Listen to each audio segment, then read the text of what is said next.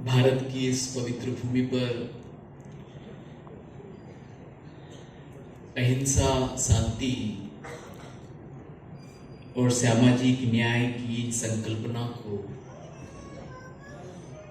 साकार करने वाले, प्रेरणा देने वाले तथागत भगवान बुद्ध भारत के राष्ट्र निर्माता और भारत के संविधान के शिल्पकार परम पूज्य डॉक्टर बाबा साहब अम्बेडकर और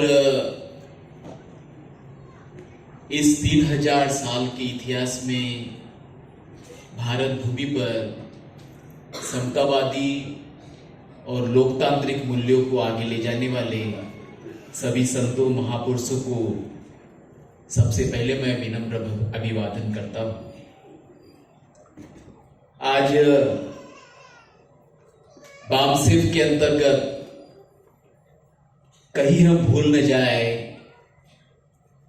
इस अभियान के अंतर्गत इस बहुजन परिषद का आयोजन किया गया है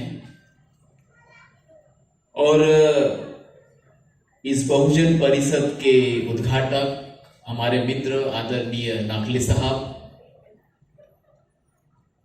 इस बहुजन परिषद में आपको जो संबोधित करेंगे, विस्तार से सारी टेक्निकल चीजें बताएंगे, एक सेमिनार जैसे जो लेंगे, ऐसे हमारे मित्र एडवोकेट अतुल जी पाटिल साहब, काड़े साहब और यहाँ पर इतनी बड़ी तादाद में उपस्थित बामसेव के वरिष्ठ कार्यकर्ता, पदाधिकारी और विदर्भ के तमाम जिलों से आए हुए,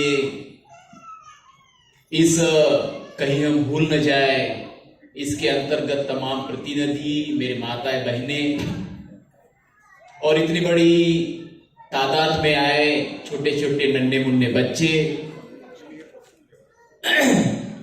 यह दिखाता है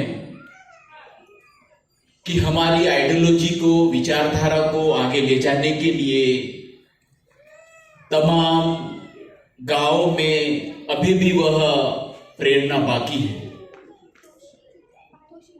और यह हमारी सेंसिटिविटी दिखाता है, हमारी संवेदनशीलता दिखाता है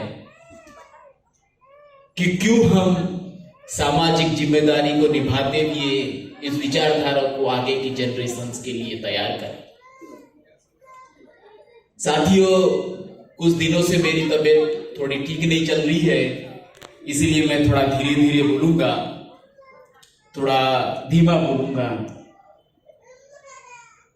इस परिषद में जो सबसे और महत्वपूर्ण जो चीज मैं देख रहा हूं, जिसके कारण सही में बहुत कौतुक की चीज है, बहुत प्रशंसनीय चीज है, तमाम ऊपर में बालकनी में बैठे हुए मेरे माताएं बहनें हैं, नीचे में मेरी माताएं बहनी हैं, वरिष्ठ कार्यकर्ता हैं।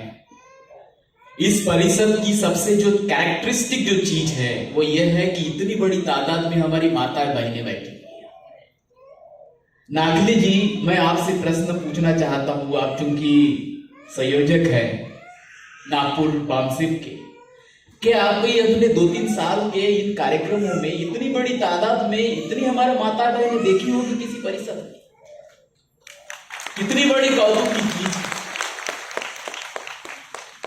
यह इस चीज का द्योतक है, इस चीज का संकेत है कि हाँ हो सकत है, हाँ हो सकत है।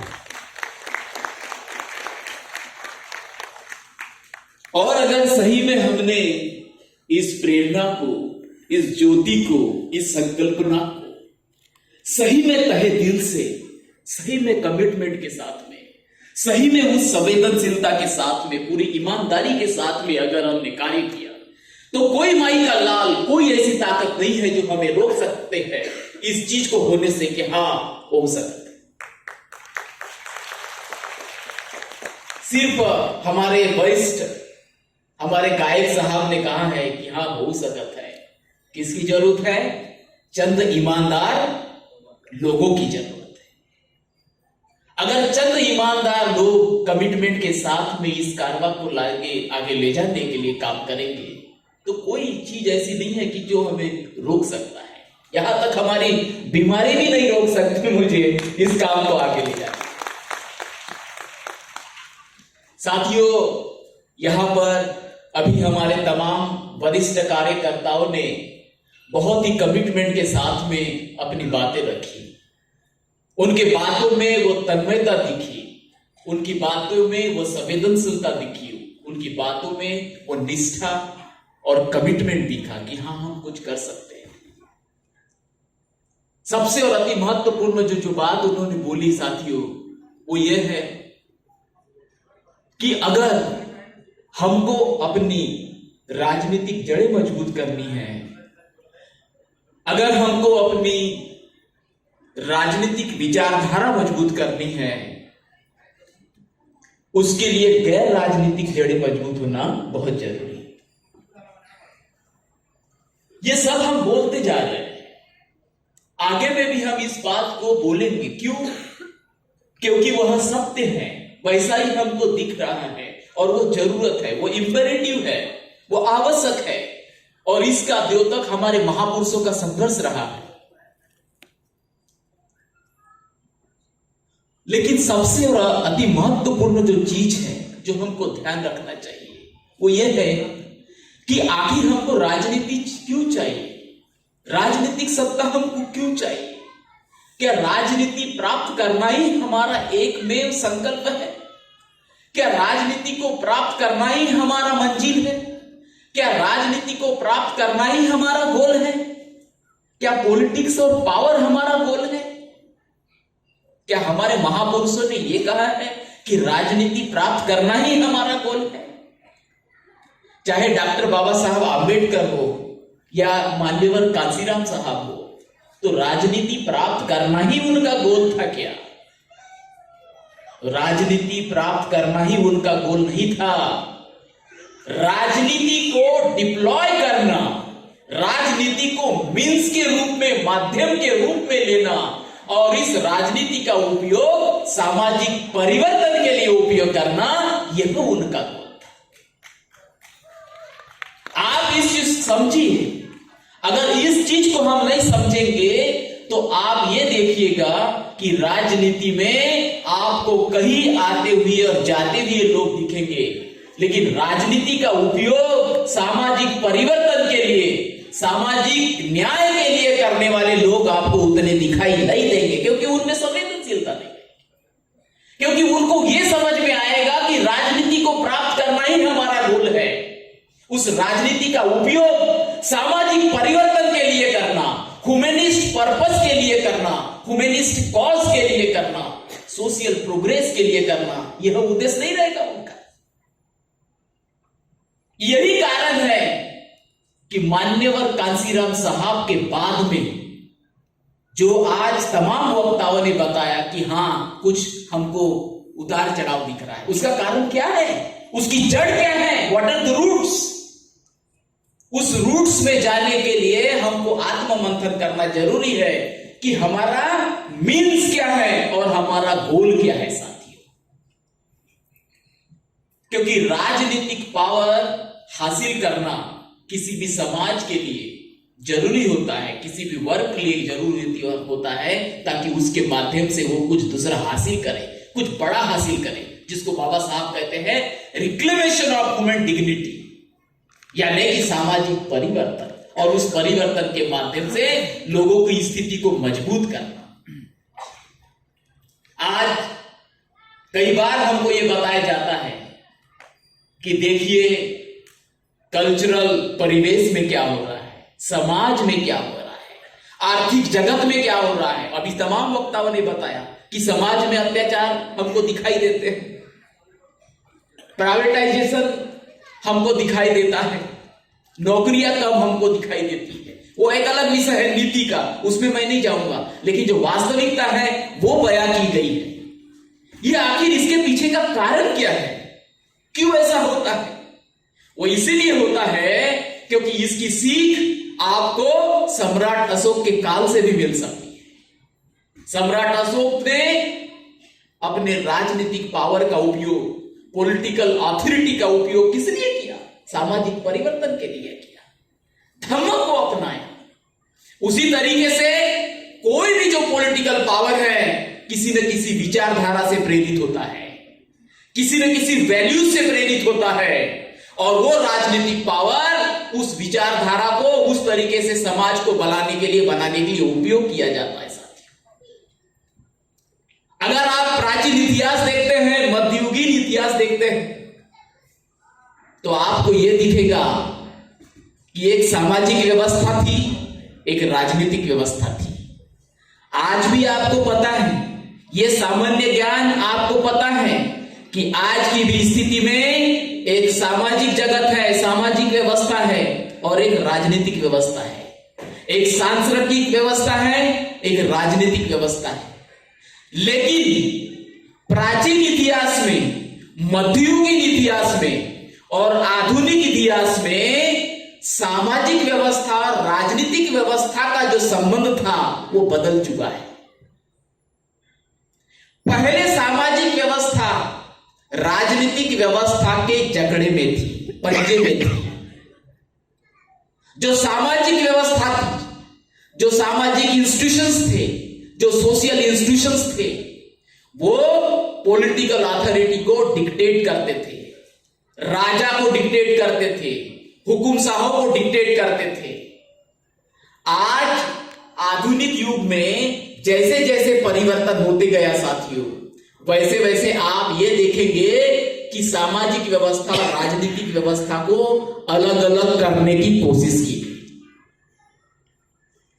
जब यूरोप में 19वीं शताब्दी में, 18वीं शताब्दी में जब नए विचारों का सर्जन हुआ और उस नए विचारों का प्रचार प्रसार भारत की भूमि पे भी होने लगा, हमारे तमाम महापुरुषों ने और समाज सुधारकों ने उन विचारों से कुछ सीख, तो उनको यह लगने लगा, और जिस तरीके से यूरोप में होने लगा कि राजनीतिक सत्ता अलग होने लगी। क्यों राजनीतिक सत्ता अलग होने लगी, क्यों उसकी जरूरत महसूस हुई? वो इसीलिए जरूरत हुई क्योंकि उस राजनीतिक सत्ता का उपयोग कुछ चंद लोगों की हुकुमशाही और डिक्टेटरशिप और उनका डोमिनेंस रखने के लिए उपयोग किया जाता था, और इसीलिए किया गया कि इस राजनीतिक सत्ता का अलग किया जाए, व्यवस्था को अलग किया जाए। आज की तारीख में जब हम देखते हैं कि हमारे महापुरुषों के बदौलत, परम पूज्य डॉक्टर बाबा साहब अम्बेडकर के विचारों के बदौलत ये राजनीतिक सत्ता कमोबेश तरीके से अलग की गई, लेकिन वो पूर्णतः अलग होती हुई दिखाई नहीं देती। अभी भी आप देखोगे कि समाज से जो लोग राजनीति में जाते हैं, राजनीतिक व्यवस्था में जाते हैं, तो कुछ वो संस्कारों को ले जाते हैं, कुछ वैल्यूज को ले जाते हैं, कुछ विचारधारा को ले जाते हैं, और उस विचारधारा के माध्यम से उस पॉलिटिकल सिस्टम को उस तरफ ले जाने की कोशिश करते हैं। क्यों करते हैं वो इसीलिए क्योंकि सामाजिक व्यवस्था में, आर्थिक व्यवस्था में, कल्चरल व्यवस्था में, एजुकेशनल व्यवस्था में उनकी हुकुमशाही बने रहे। आज आधुनिक युग में अगर इन व्यवस्थाओं के ऊपर आप अपनी हुकुमशाही और डिक्टेटरशिप बना के रखना चाहते हैं, तो उसके लिए पॉलिसी बनानी पड़ती है, उसके लिए कानून बनाने पड़ते हैं, और ये बनाने का काम कौन करते हैं? हुकुमशाह करते हैं, जिसके पास में पावर होती है। इस तरीके से ये व्यवस्थाएं चेंज होती है। इसीलिए डॉक्टर बाबा साहब आंबेडकर ने, मान्यवर कांशीराम साहब ने पॉलिटिकल पावर के ऊपर एम्फेसिस किया, ताकि उसके माध्यम से उन व्यवस्थाओं को नेस्तनाबूद किया जाए जो इनइक्वलिटी को लाती है, असमानता को लाती है, इनजस्टिस को लाती है, समाज में भेदभाव लाती है। और इसीलिए साथियों, हमको उस परिवर्तन के लिए पॉलिटिकल पावर, और इस पॉलिटिकल पावर को प्राप्त करने के लिए, चूंकि मान्यवर कांशीराम साहब ने जब वामसेप की स्थापना की थी, तो उसके पीछे उनकी फिलॉसफी थी, उनका दर्शन था, उनका विचार विमर्श था, और वो क्या था कि ये पॉलिटिकल पावर तभी सस्टेनेबल प्राप्त किया जा सकता है जब आपकी गैर राजनीतिक जड़ें मजबूत हो। अब वो गैर राजनीतिक जड़ें कौन मजबूत करेगा? किसके पास में वो समझ है, किसके पास में वो जज्बा है, किसके पास में वो समझने की शक्ति है? तो उन्होंने देखा कि ये जो पढ़े लिखे जो लोग हैं उनके पास में वो जज्बा है, वो संवेदनशील है, उनके पास में वो रिसोर्सेस है, उनके पास में वो ट्रिपल टी है, टाइम, ट्रेजर और टैलेंट, जिसके माध्यम से एक गैर राजनीतिक जड़ें मजबूत की जा सकती है। और इसीलिए उन्होंने बामसेफ की स्थापना की। बामसेफ की स्थापना के बाद में उन्होंने ये देखा कि ये जब मजबूत बन के अच्छा होने लगेगा तो इसका हमको डिप्लॉयमेंट करना पड़ेगा पॉलिटिकल पावर को हथियाने के लिए। आज जब हम देखते हैं कि हमारी गैर राजनीतिक जड़ें कुछ हमको कमजोर होती हुई दिखाई देती है, संवेदनशीलता नहीं रहेगी, हमारी कमिटमेंट नहीं रहेगी और हमारी निष्ठा नहीं रहेगी, तो हम कुछ नहीं कर सकेंगे। हमारा अगर कमिटमेंट कहीं और है, उस आइडियोलॉजी में नहीं है, उस संगठन के लिए नहीं है, तो हम कुछ नहीं कर सकेंगे। हमारा टाइम उसके लिए, अभी हमारे तमाम वक्ताओं ने बताया, चाहे वो महिला हो या पुरुष, उन्होंने इस चीज के ऊपर तवज्जो दी कि हम जब तक हम अपना सामाजिक संगठन बामसेफ के माध्यम से मजबूत नहीं करेंगे तो हमारी दूसरी जड़ें मजबूत नहीं हो सकती। मैं इसके ऊपर एक अति